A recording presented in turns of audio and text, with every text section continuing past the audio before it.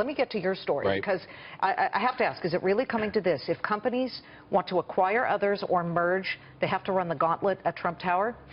The president-elect meeting with two more CEOs today at Trump Tower in New York. Werner Baumann of Bayer and Hugh Grant of Monsanto. They're desperately trying to get regulatory approval for a massive $66 billion merger. And, oh, amazingly, these two met with Donald Trump to discuss the deal. Charlie. Yeah, I mean, listen, I think here's what, listen, corporate America or businesses in general, because Bayer's a big German company, Monsanto's located in St. Louis, they know if they want to, if they understand the politics, and Donald Trump, when it comes to corporate America right now, wields a pretty big stick for anomaly, a conservative Republican politician. Usually conservative Republicans just generally don't get their hands messy in business. They let the free markets go.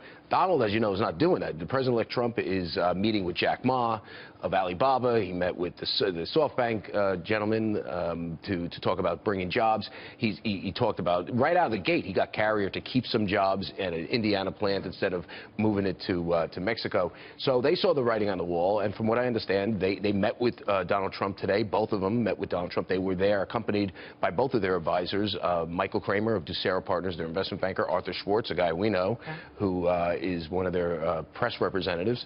And it is interesting that a seed guy and a chemical guy, and we're talking fertilizers and all kinds of things, are walking into Trump Tower, and it is clearly on this issue.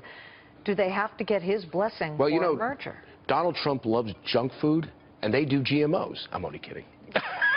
Okay. I love GMOs. Yeah. That's why I'm meeting with these guys.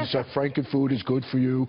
No, listen, this deal, because of the size of it, $66 billion. We should point out Fox Business was the first to break the terms of the deal. That was being announced back in September, that they were going to work through this. It will face regulatory hurdles. It will face European regulatory hurdles. It's going to face U.S. antitrust regulatory hurdles. Look at the stock reaction, though. If you look at the intraday, you can see that they began to spike once they came out of Trump Towers, all smiles.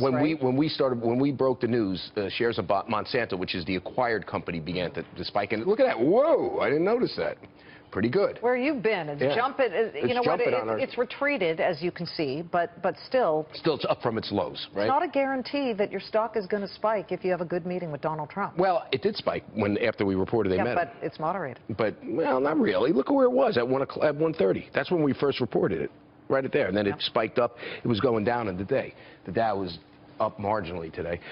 Listen, all I'm saying is this. They came out. There was no press conference. We don't know exactly what they talked about.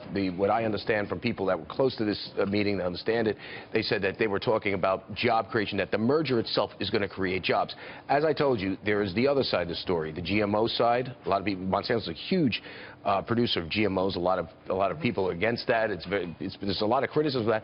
Plus, there's the antitrust concerns. I think it's going to pass the U.S. Justice Department. I have a good feeling for that. I don't know about a European Union on this, although they seem to think that they have good contacts there and it's going to happen. So we'll see. If you're betting that deal is going to pass, you buy Monsanto, obviously. Right?